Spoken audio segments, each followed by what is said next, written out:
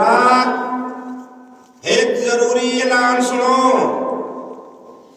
मैं चौकी in charge coat करम खान सब इंस्पैक्टर अजहर इकबाल ऐलान करेंदा पिया कि कल जड़ा उठे दा मेला टाइम रखी खड़न के मेला थी होना है।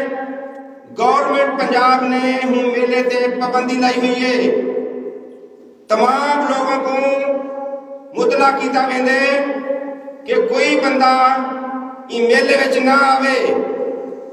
जेड़े लोग परे परे कनू उठ लड़ाउण वास्ते घेन आए उन्हें को सख्ती नाल हदायत की वेंदी है कि रात 11-12 बजे कनू पहले पहले अपने उठ वापस खेल वंजन।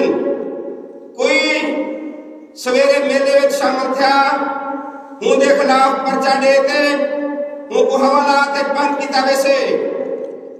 बाकी जड़े इत्थे लोकल लोग हैं जेड़े उठा ने गुरहैश देसन या उठ अपने देरे ते बदेसन उन्हें दे खिलाफ भी पर्चा दिता वैसे। ऐलान दोबारा सुन गिनो। कल जड़ा उठे दा मेला है गवर्नमेंट पंजाब ने मेले ते पाबंदी ला दी है।